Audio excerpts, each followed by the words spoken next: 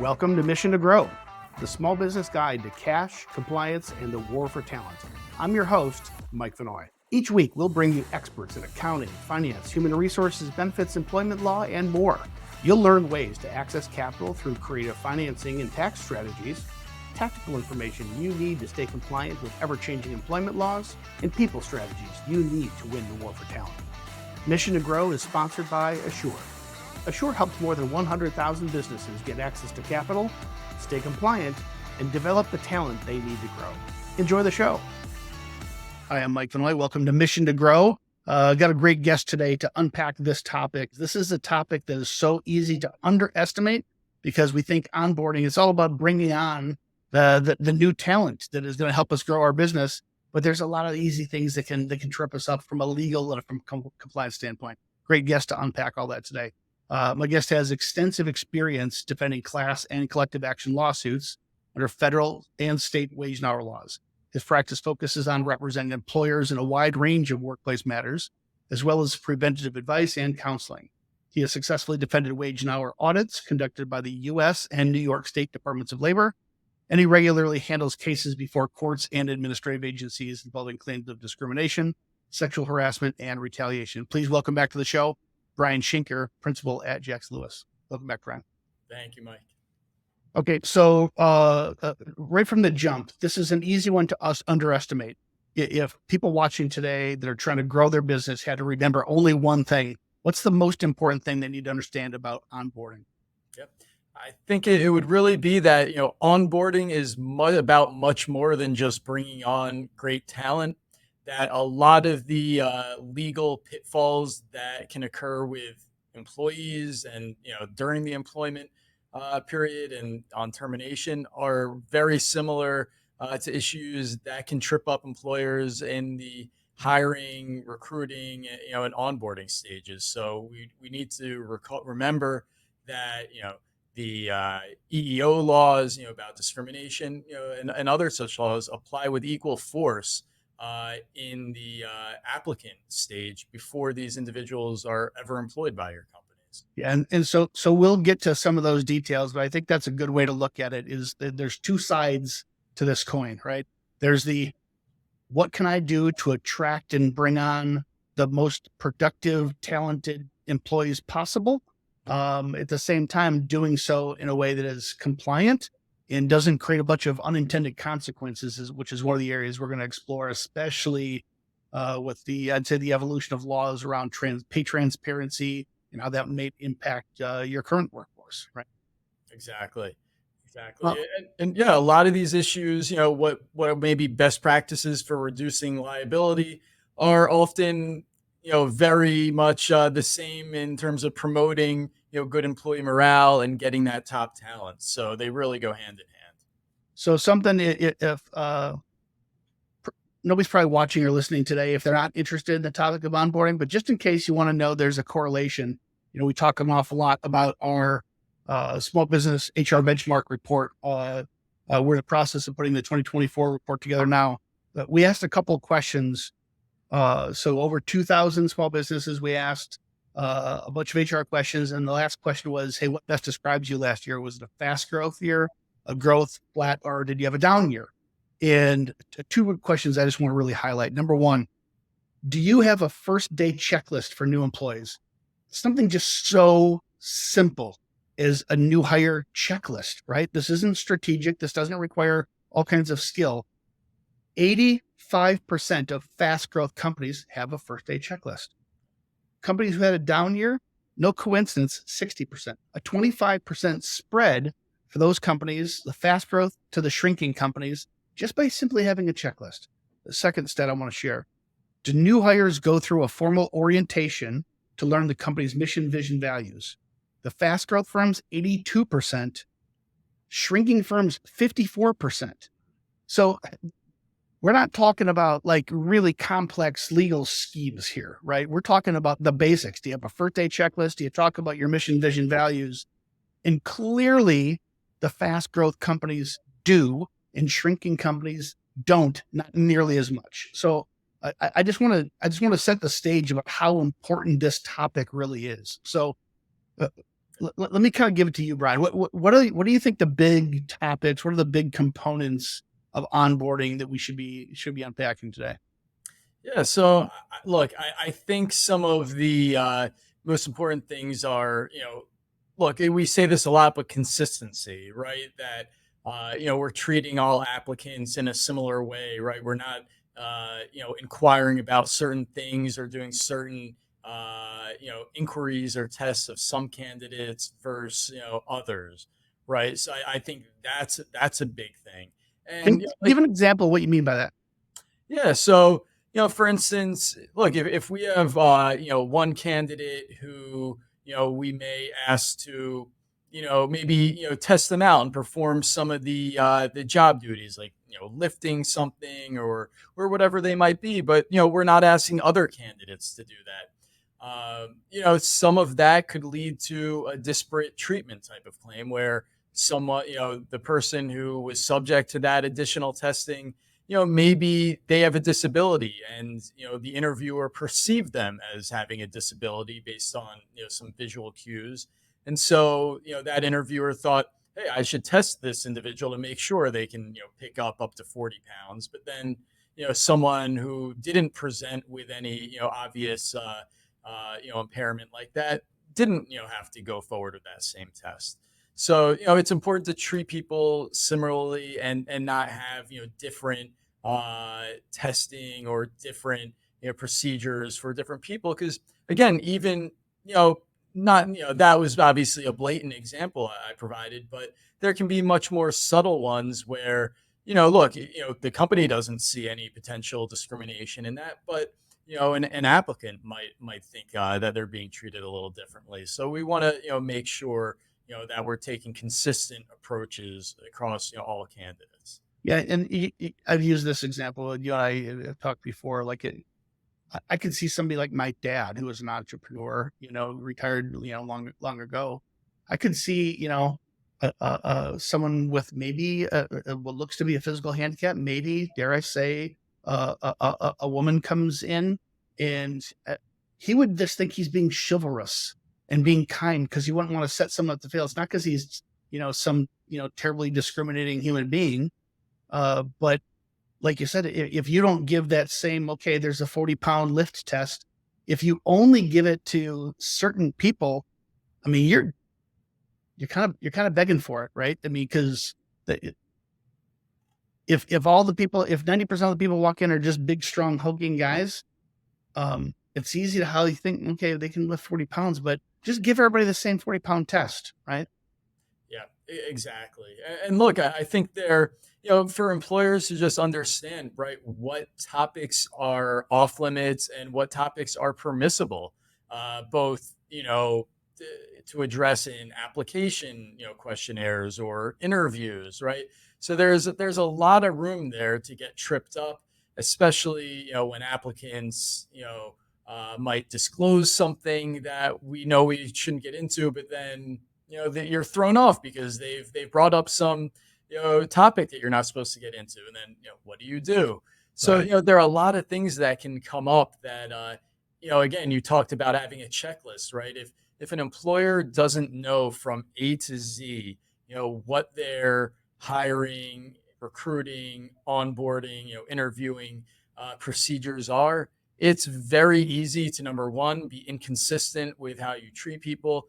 And number two, get tripped up when something out of the ordinary comes up and, not really being prepared for, how to properly deal with those issues. Yeah. Right. All right. What else should we be thinking about today?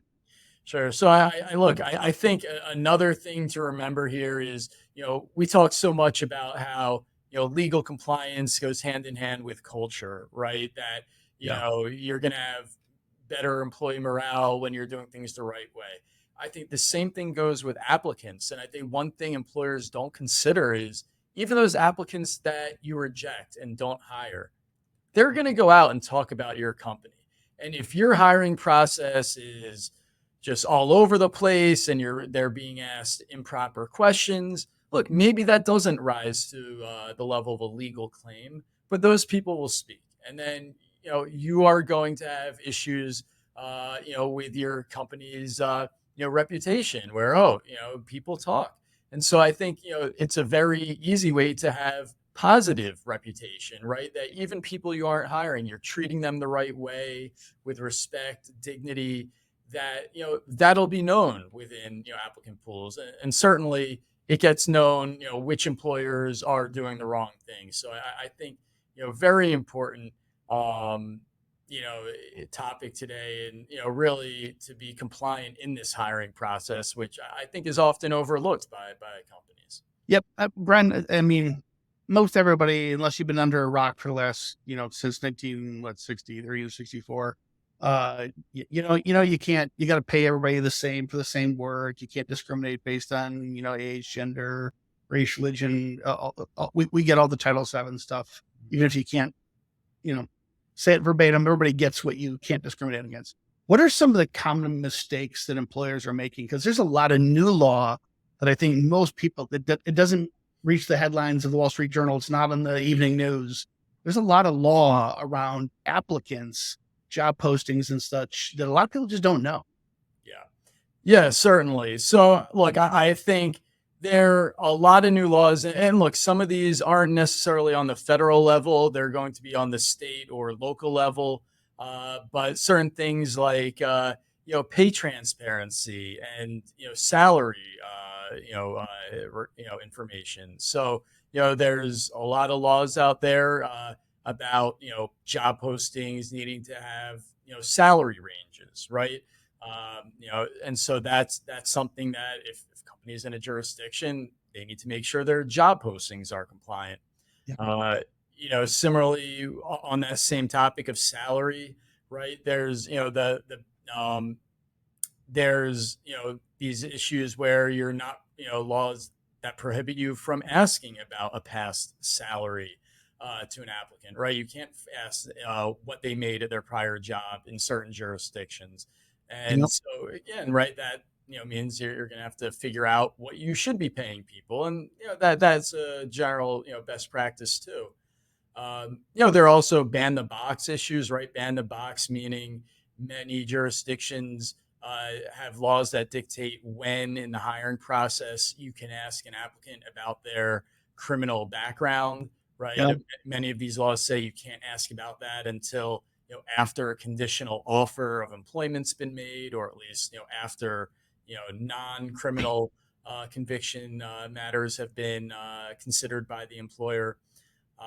And so those are some of the big, the newer topics, issues that we're seeing in the hiring process. But look, the same, things that were issues 20 years ago with respect to, disparate treatment, discrimination claims, and disparate impact discrimination claims, they're still at play today, right? Where you're not going to treat people differently because of protected characteristics like sex, disability, religion, race, to name a few. And look, I think in the hiring process, disparate impact type claims have the potential, right? Unpack that a little bit. You and I have done shows where we've gone deeper on this topic, but for those who haven't seen that content before, and invite everyone to go back if you haven't. Clarify the difference, right? Disparate impact versus disparate treatment. Right. So disparate treatment is the typical type of discrimination claim that most people think of, where it's a decision here. Today we'll talk hiring decisions based on a prohibited factor. For instance, the employee says, you didn't hire me because I'm a female, or, you asked inappropriate questions about my pregnancy and my future plans for childcare, right? Yeah. Those are disparate treatment. It's explicitly about a protected characteristic. Yeah. Disparate impact is more subtle, right? It is a facially neutral policy, practice, or test that disproportionately impacts a protected group, right? So, for instance, a policy of hiring only people over 5'10", right, for a certain job, right? In practice, right, I mean, that by itself doesn't say anything about sex, right? But in practice, that's going to exclude many more women than men. So that might have a disparate impact. Right. Or, some Let's stick on that one. So let's say I'm hiring for a warehouse worker, and they need to be able to pick items off of a shelf, the second rack of a shelf that is at least 6 feet high.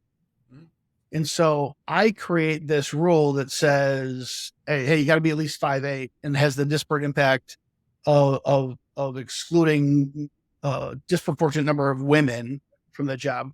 How would I approach that as an employer? Because maybe I legitimately need tall folks. I don't care if they're. I didn't specify it had to be a man or a woman. I didn't think I'm discriminating. I need people who can reach. Yeah. What do I do in that situation? Yeah.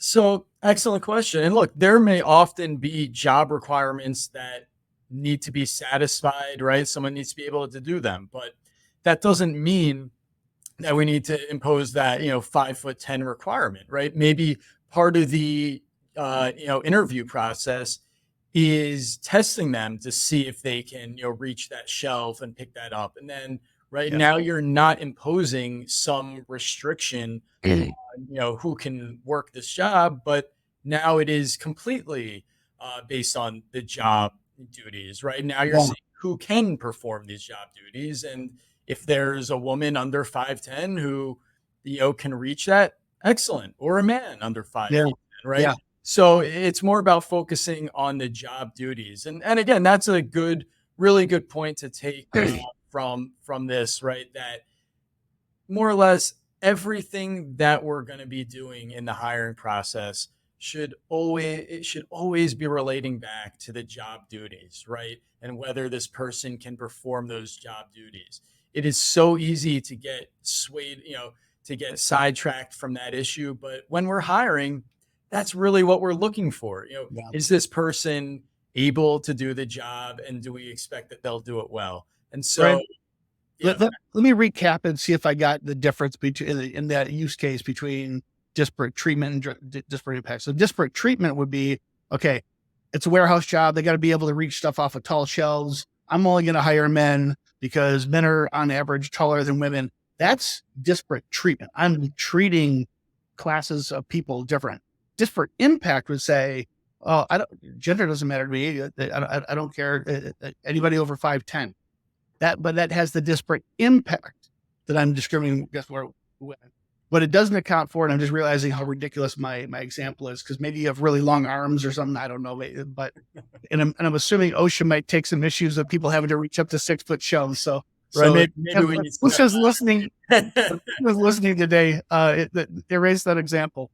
But do I have that right? That's the difference between disparate treatment and impact? Yes, absolutely. And another place we see disparate impact a lot, come up a lot in the hiring practice is, so for some jobs, there'll be some evaluation or test, and the results of those tests, right? It's, people of a certain race are failing that test at much higher rates than, Caucasian people, right?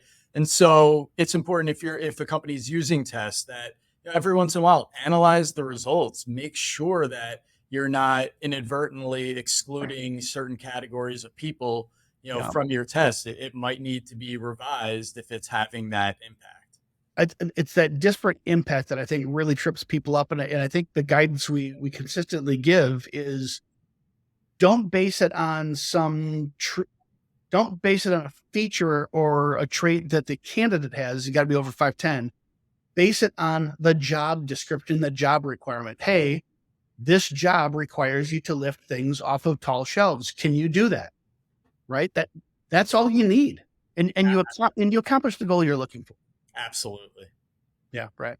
One other thing before we leave, the topic of candidates and applicants, we've spent some time before in this show talking about social media, but this just continues to be a growing issue. What should employers be thinking about as it relates to social media? I mean, can you cyberstalk? Can you not cyberstalk? If you do cyberstalk, can you use that information in the interview? How should employers be thinking about the use of social media when screening applicants? Yeah, so that's a great question, right? Now that we have social media at our fingertips, there's so much information about applicants out there that an employer can find. And look, there are many legitimate reasons to go on social media to look into candidates, right? You could verify statements they've made on their resume or application, learn more about their past employers and experience, and or discover personal details that call the applicant's judgment into question, right? Use of discriminatory language or egregiously negative comments about their prior employer, right? Those could be things that could be red flags. But what we have to balance it out with is this general rule of thumb that says that basically anything the employer looks at in the hiring process, they are going to be presumed to have relied on that information in making their hiring decisions. And so the problem with social media then is that it creates a lot of risks because social media gives us a lot of information about employees, including their protected characteristics, right? Yeah. A Google search on someone might reveal their religion or a disability or their sexual orientation. No. It could disclose a whole lot of things that shouldn't be considered in the hiring process. And then we have the problem of establishing that, the company has relied on proper, information and not the impermissible things related to protected categories in making its decisions. Yeah. Look, I think there are a number of best practices tips I'd give to employers when it comes to social media. Number one, the plan, right? Decide which websites or which social media sites you're going to allow a hiring manager to look into, right? That, maybe it's Facebook, maybe it's Facebook and Twitter, but consider which sites that you'll permit so that it's, again, what I said at the very beginning, you're going to be doing a consistent search for each applicant. Yeah. Another thing I would recommend is that the person who's making the hiring decision should not be the one who's doing the social media search, right? Because this way it's almost as if we're creating a wall, right? Where the person who looks at the social media, right, they might find some stuff about protected categories, but that will not be conveyed to the person making the hiring decisions. Only the non-protected stuff that they find would be conveyed. So I think that I'm going to interject because this sounds a little bit like a legalistic thing for an HR department of a big company. The average small employer, I own a landscaping company. I've got 3 crews and 15 employees. I'm going to check out this guy's Facebook account and whatever else Google tells me.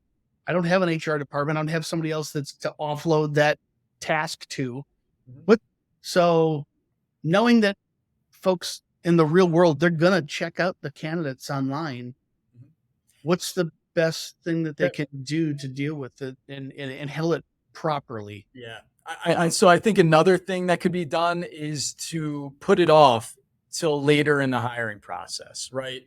Because there are a lot of candidates that you're not going to hire, and you don't need to search their social media to determine you're not going to hire them.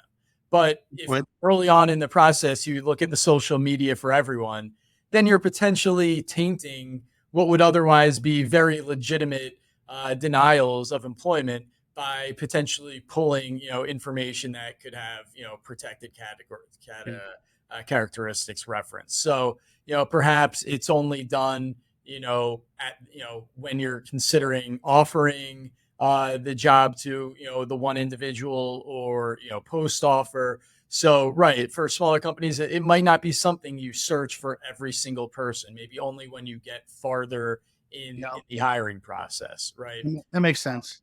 And then going back to, I think the very first word you said, I wrote down, is consistency. So if I can't resist my voyeuristic tendencies and I'm doing a search on all kinds of people before I interview them, and maybe I should, maybe I shouldn't, but let's just be real. People are going to do it. as long as you are ridiculously consistent and you, in every single candidate that you engage with, you engage based on the same criteria. When you interview them, you have the same questions, the same application. Everything is consistent, and the knowledge isn't what's going to get you in trouble. It's the treatment and the behaviors and the inconsistency of behaviors that will get you in trouble. Am I thinking about that right? Exactly. And, then it comes to, documenting, right? So when we document, why, we made an offer to one person versus the other, right? Just jot some notes that are job related, because again, it all goes back to, focusing on job related information. So, we don't want to search out those, protected characteristics. Maybe, LinkedIn is the place to start, for some businesses, right? Right. You're very much less likely to, find that, those other things there, like you would on, say Facebook or, Instagram or Twitter.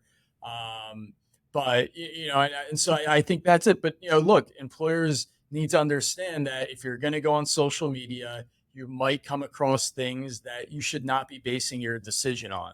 And then, you really need to make sure that, your documentation supports your decision based on,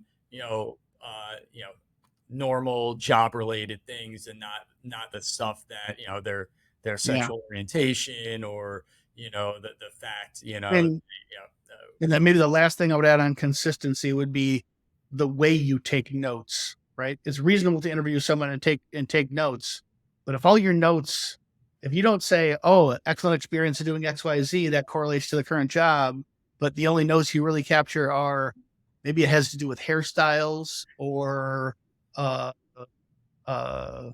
things you saw on social media or things that could indicate a perception of a protected class, and the judge says, "Okay, show me your notes, prove that you're not discriminating." And the only notes you have is, okay, this person wore this type of a garment, which clearly represents maybe a certain religious belief, or right. I mean, so consistency, not just your process, but all the way through, including your documentation of the hiring process.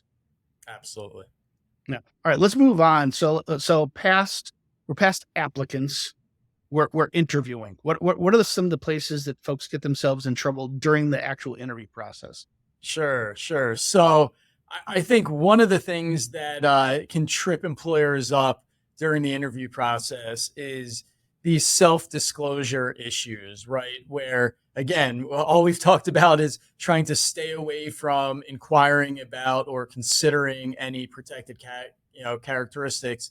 But look, when you're having an interview and, sometimes an employee, like they don't necessarily know the law, right? And they might just spout something out. So, or do something, right? So here's an example, right? You have an individual interviewing for a driver position, and they go to sit down in a chair for the interview, and you observe them, physically struggle to get in and out of the chair, right? How do you respond? Do you start, asking them what's wrong? Like, are you having issues? Do you have a disability? Do you take a lot of, personal days off to deal with your, no, you don't get into any of that. But what you can absolutely do is describe the job requirements and ask the applicant if they'll be able to fulfill those essential positions, right? Right. You're not going to ask, are you going to need an accommodation because I see you're struggling with sitting? No, we don't get into that.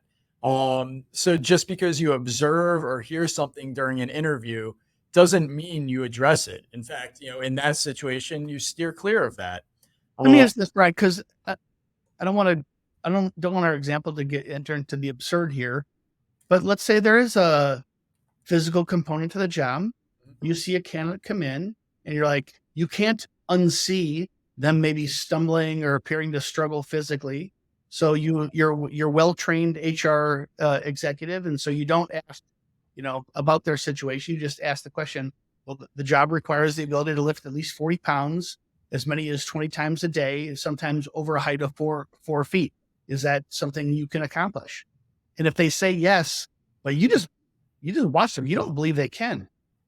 What what can you and can't you do just for your own decision making process? Right. So there are a couple things you could do, right? So you could ask them about what they've done in the past, their experiences at prior employers, whether they had to, fulfill similar duties. And then perhaps when you're checking references, you can ask that reference, hey, and again, we're not referencing any, disability. We're saying, hey, was this person able to, pick up heavy objects, when they Yeah. work for you? Because they mentioned that was a requirement. Yeah. Another way that employers can go, and again, we're talking about consistency, this would be applied to all candidates, is you can test candidates, right? So, again, you wouldn't just do this to the one person who you think, might not be able to do it. You do it to all candidates, but Right. as part of the interview, you can have a test where, they have to, pick something up and place it on a shelf to test that ability. Right. So those are completely fine. And again, it's really just focusing on the job duty itself. Um, but yeah, I mean, there are other things, right? Like pregnancy. That's something that comes up, and I hear from clients time to time that an applicant says that they're pregnant or they just had a baby. And then, look, the natural response of a human being is to then discuss, oh, how's it going? What do you do for childcare? Things, but no, we want to steer clear of that, right? So the response is, How do you handle that? Because this, I feel like this is me talking real world today. Again, like if you're a big company, you got resources. If you hire, you're trying to hire the best person, and they go out on maternity leave. Okay, you're still thrilled because in a tough labor market, you got a really talented person. If you're a 5-person company and you hire someone that 3 months later is going to go out, it's illegal. You can't discriminate based on it, and you want to do the right thing. It would also be really, really hard on your business. What's the human and legal way to handle that? yeah, I mean, look, unfortunately for employers, you've got to put those thoughts aside and, consider this person like any other applicant, right? I mean, yes, that individual may need to take time off, but hey, the man who's 50 years old who you interviewed the day before, you might not know that he's got some disability that he might have to take time off for. So, Right. Right. again, that's just something that about now, but that doesn't mean, anyone else would not have need similar time off. But yeah, I mean, look, to comply with the law, you're really just going to switch gears. And look, it's not to say, someone says they're pregnant and you just pretend you didn't hear it and go on. You can say, oh, congratulations, and then, move on, but you don't want to inquire any further on that. Because look, I've had clients who say, yeah, like I want to ask them what they're going to do for childcare. I'm not sure if they're going to be able to work, overtime, or if they'll be able to get in on time. Well, there's an easy way to ask about that. Hey, this job requires you to start at 9 a.m. each day. Will you be able to get here? Excellent. Hey, from time to time, there may be overtime. Are you able to work overtime, past the shift, 2 days a week, right? So you ask the directed questions at the job related issues, rather than getting into, the pregnancy type issues, right? Yep. So there's a way to assess whether they can do the job without, getting into further follow-up questions about, their, condition. I feel even weird because I don't want to press on this issue too hard. I don't want to help people game the system and discriminate against pregnant women. But I think there are legitimate business reasons why. So how would you handle, say, I'll give you 2 use cases. I'm a marketing guy, and I have this major event, this big conference that's in 5 months from now. It's going to require tons of work, and it's going to require the project lead of that to be on site. If the person, like, I can physically see, they're a couple months away, they tell me they're pregnant. I don't ask any questions. I can tell that they're not probably going to be here when this critical event, and that's the singular reason I'm hiring for. What do you do? Yeah, so I get it. It's a difficult issue, and it may present some burdens to the employer if they end up hiring that person and then provide an accommodation of time off for caring for the child. But, in the end, that's what the law says we need to do, Yeah. right? We Yeah. can't consider the pregnancy as part of the hiring process. And, I get it. And look, that's also why, more and more jurisdictions are starting to, require employers to offer sorts of, pregnancy leave, paternity and maternity leave. We have that now in New York to bond with newborns, and it's a Yeah. growing trend, I think. Yeah. Yeah. And look, what I would say to employers is that providing those accommodations to pregnant individuals, or the spouse, those are benefits, right? That look, the more benefits you can offer, the more employees typically will like working for your company. And so, I see that type of flexibility and willingness to accommodate, paternal or maternity leave is a positive, right? That, again, it can be a burden for employers. It might mean you need to, cross train some employees during that time to assist with those duties. But look, just like, look, we're that same employer, would they then not hire anyone, any young women, because the chances they could become pregnant while they're working there?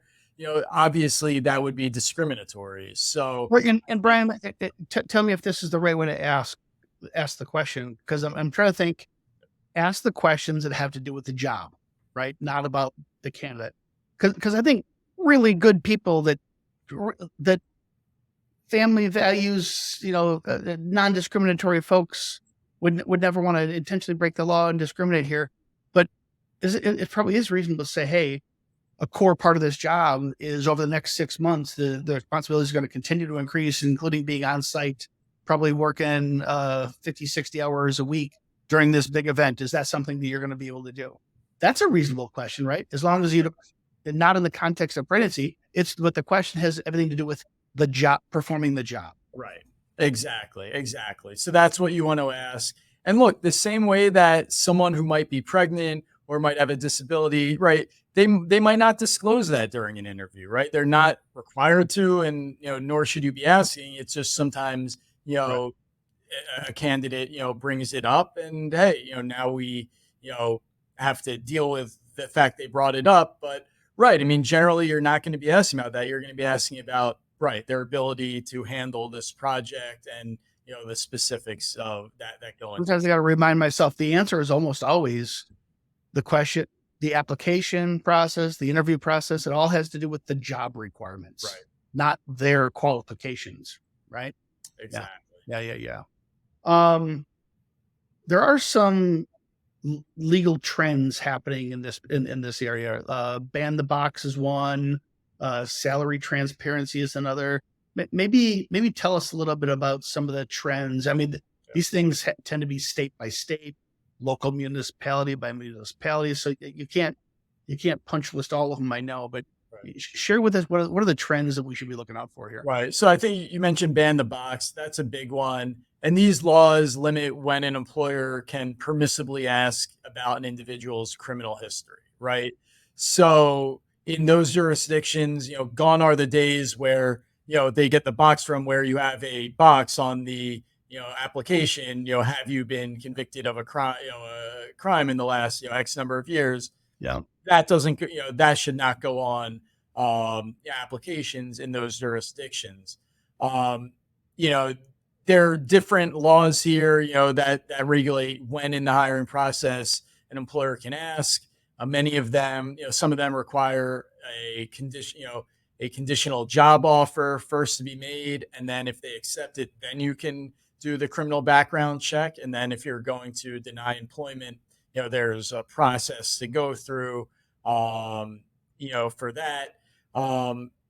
But again, talking about interviews, these things can come up even in a ban the box state, right? Let's say you're looking at someone's application and you see there's a 3-year gap in their employment history, and during the screening call, you ask them about the gap, and the applicant says, "I was incarcerated for those 3 years."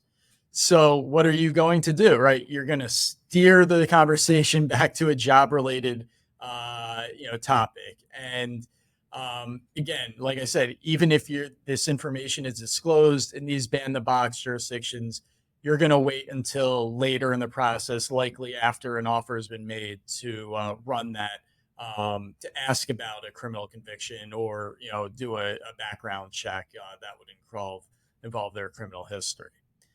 Um, Another one you mentioned, salary history, right? So Yeah. there are more and more jurisdictions jumping on this, that basically don't permit an employer at any stage of the hiring process to ask about an applicant's prior salary history. The idea behind that is, if women have been being paid less historically, and you're going to ask everyone about their prior history, salary history, and you're going to base the new salary on that, then that's going to, perpetuate the discrimination that, women have faced. So, the best practice here is, if you're in a jurisdiction that has, salary history restrictions, look, you should have your own set framework for what each position, the range you're willing to pay each position. Yeah. Right. And so, and that's not to say you can't ask the applicant anything, right? You can still ask the applicant, hey, what are you looking to make in this position? Which isn't that really the key question, because you're asking them what they made before. People might not be truthful, right? They can always, like, I imagine many will say they made more than they did anyway. So, Or they didn't, and life circumstances changed. That was a season of my life that I had this thing. I was taking care of an elderly ill parent. And so I took this job that paid less, but was more flexible. And now I'm ready to get back at it. So their history might be half of what their actual market potential is, right? Exactly. So the big question is, what are you looking for? And as the employer, what am I willing to pay? And so you should come into the hiring process, right, the same when you're preparing the job post, right? The job description, should be updated, and you should be looking at the job duties. But, in addition to all of that, you should be thinking, what's the range I'm willing to pay for this position? And, that's what the focus should be, not on what someone used to be making. And probably have another, we'll do a show just on this topic again. I think we could probably talk about this 5 times. I think I'll call it a pre-pandemic world. Even though unemployment was getting pretty low, economy was good. Historically, for most of our lives, there's been more jobs than there are job seekers. And so employers have typically had, I'd say, the supply and demand competitive advantage. And the tables have clearly turned. This isn't just a post-pandemic thing. There are more, and I think I said it wrong, that there are, yeah, right. So now there are more jobs than there are seekers. And so it's an employee's market, right? They have choices in this area. So I think this is kind of a self-correcting thing where, employers are going to be incentivized. How can I possibly bring the best person on? It doesn't matter what they made. I'll pay what the market will bear. The biggest probably challenge I think folks are going to face is, I had John that I brought on 5 years ago, and I paid X, and now the marketplace is paying Y, but I live in a state where I have to list it in my job posting. What do I do with John? It may not be, okay, I'm going to have to pay this to get somebody new. It's the pay gaps of your existing workforce. Can you give some counsel on that topic? Yeah. So, right. There are more and more jurisdictions, certainly in New York City is one, that are requiring on job postings to state the expected range of salary for that position. Yeah. And that has both external and internal, consequences, right? Externally, right, you want to get a good range there because you want to attract the right talent, right? If it's too low, if your range is too low, you're not attracting the right talent. If your range is, too high, then, you're paying way more than market value. And if your range is just too broad, right? It's on the low end, on the low side, and on the high end. Then you're really attracting too many people and too broad an applicant pool. And so, right, those are the external issues, but right, internally, right, you have the salary compression issues where, right, you hired, John, 5-10 years ago at a salary of X, and, that's been steadily increasing, but you're going to bring in someone new.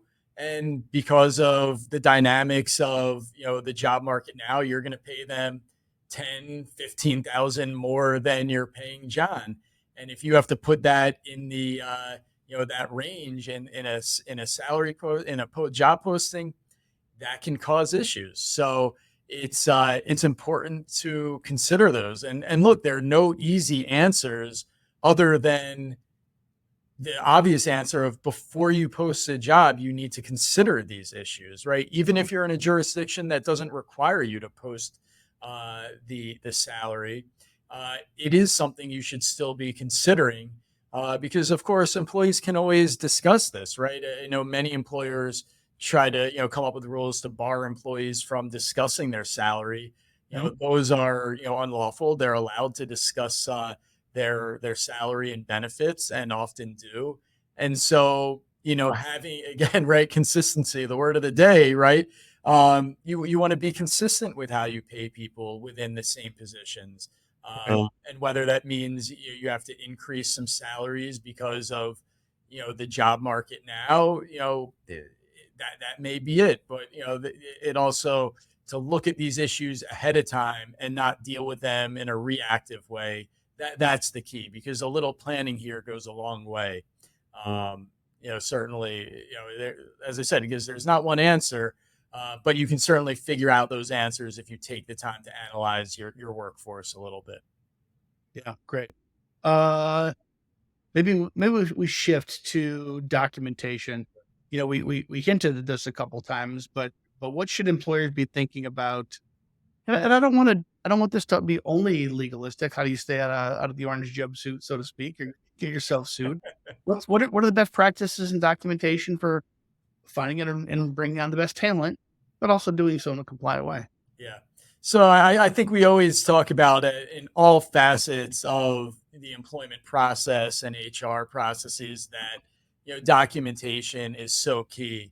And here, it's about documenting the right things, right? So I think you even mentioned it before, right? We're in an maybe we're in an interview and someone discloses, a pregnancy or some issue, right?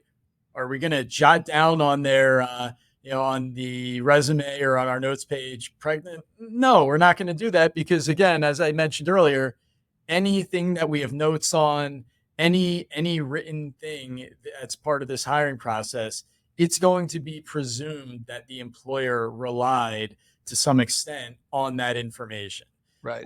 So, we want to make sure that, when we're talking about notes, right, this could be notes from, telephone interviews or in-person interviews, the notes that you take, right, they should be objective. And again, your considerations should be objective, right?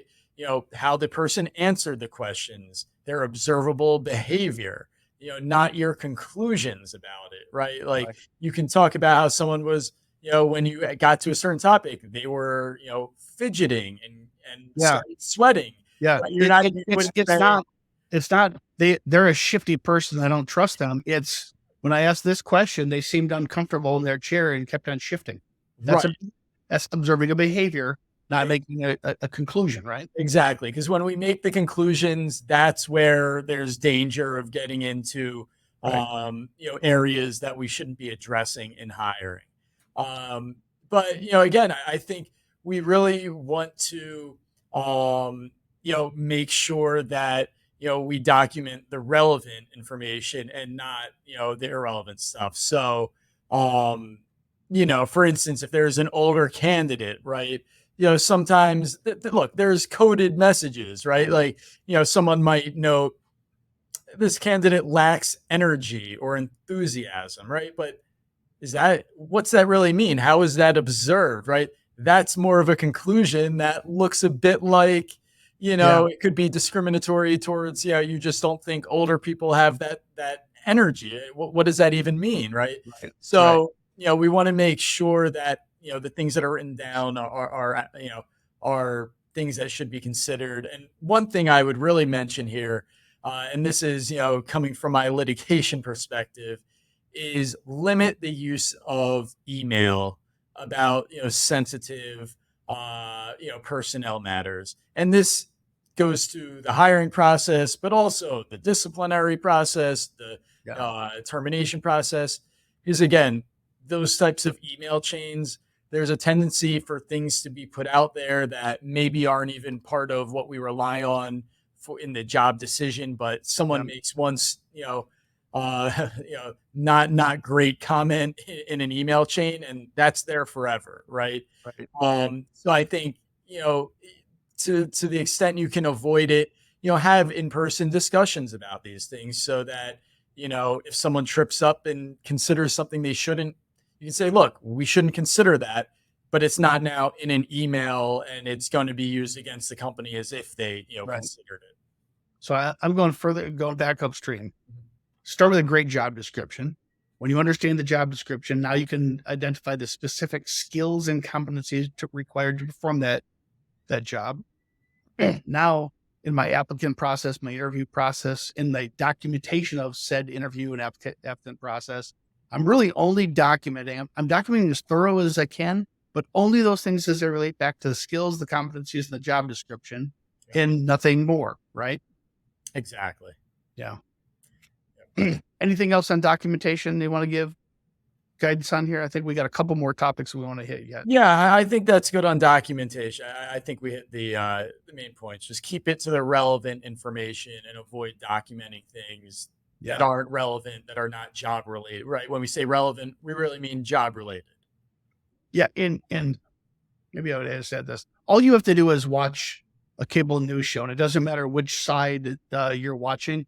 One person's factual conversation is another person's dog whistle, right? And so you might think that you're saying something, you might just think you're making an innocent observation. And it might not be the candidate who looked over and saw your notes. It could be someone in your office that's, like you said, maybe they saw the email discussion about this person. Maybe somebody else did see your notes and your documentation.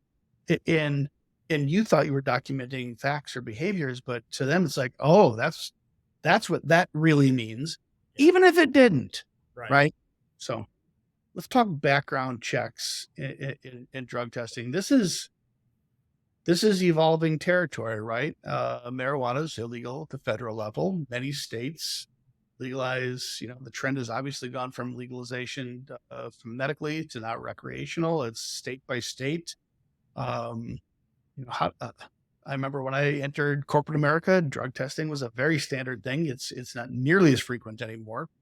How should employers be thinking about both background checks and drug tests? Yeah, and it's an excellent question. And look, I think and this really kind of applies to both, but we should really limit these types of background checks or drug testing to jobs that require it, right? Is there something related to that job that tells us, we should be, testing for drugs, right? Like maybe it's a driver or someone who's, going to be operating certain machinery that, if they're under the influence, that, it could cause all sorts of harm to individuals and, expensive machinery, right? So, with respect to drug testing, I mean, we can start with the general premise that employers can typically require applicants to pass a pre-employment drug test and have the ability to make an employment offer contingent on the results of that drug test. Now, that said, as you stated earlier, right, you've got to look into your state and local laws on this, because certain states do have restrictions on that, or processes that must be followed, or again, different time periods these things can be done. But again, right, not every job should be subject to a drug test, right? I mean, if we're just going to have some salesperson who's going to be making calls in the office, is that necessary, right? And especially considering, marijuana is, legal in certain states. The federal level is different, but again, based on that, might we then be, losing out on certain, good candidates because, they use marijuana, so again, I think we want to consider really what positions you would need to use those tests for and likely limit it. And to some, Now I kind of go back to I botched my example, but I almost feel like there's this sea change going on here. It's not just that, okay, obviously the way the world views marijuana has changed in my lifetime by a whole bunch, especially in the last decade. But I do think the supply demand of labor is a big thing, right? When there was more job seekers than jobs, that's what I meant originally. Employers could scrutinize and say, I'm gonna only people with college degrees who have never touched an illicit substance, and just as a filtering exercise, I think they did it regardless of legality. Well, today, I mean, 3.7% unemployment, the January jobs number. This is now 2 years under 4%. We haven't had 2 years under 4% since the Nixon administration. I mean, this is a new world we're in. This war for talent, this labor shortage is not going away. This is here. And so I'm seeing lots of articles recently that, a lot of traditional white collar jobs no longer requiring the college degrees. Right. And so, I think people starting to wake up to realize, hey, I just need people who can do the job. Right. And look, that's what it comes down to, right? Sometimes employers are so focused on, what are the requirements for this? What are the prerequisites, instead of, look, let's just focus. What are the essential functions of this? And let's find people who can perform those essential functions. Right. And I don't care if they're, a high school graduate or college graduate or, have an additional degree or certification. We want people who can do the job. And Right. that's what it's really about. Why limit ourselves in those job advertisements to, certain types of individuals, when casting a wider net can potentially, get those people who can do the job. Maybe just a piece of guidance around actually making the offer itself. Where do you see employers get themselves in trouble in the actual giving the offer? Yeah. So I think number one, documentation, right? The job offer, even if you communicate it to someone over the phone, which, often happens, there should be a written offer, right? And that offer letter should do a couple of things, right? It should always state this is at will employment, right? Most states are at will employment. We want to confirm that, there's not an agreement to employ them. And as opposed to what? As opposed to, employment, for a certain period, right? So if you don't say, if your offer letter says your salary will be, 60,000 per year, and it doesn't say anything about at will, that employee might have a good argument that says, well, they expressed the offer as a yearly salary, so they must be offering me this job for 1 year. Yeah. Right. And if there's nothing suggesting otherwise, right, now you get into a, confused situation where the employer is going to have to explain, no, that's not what we meant. No.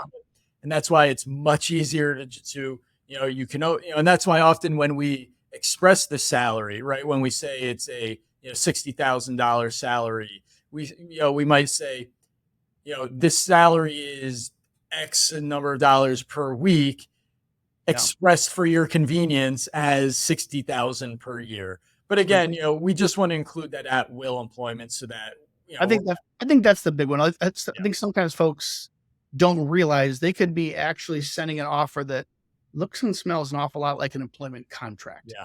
Right. Yeah. Okay. And just a couple other things there would be, make sure that offer letter is clear, right? It should include all the the salary information, right? And the total compensation. Don't leave stuff out of there. And again, right?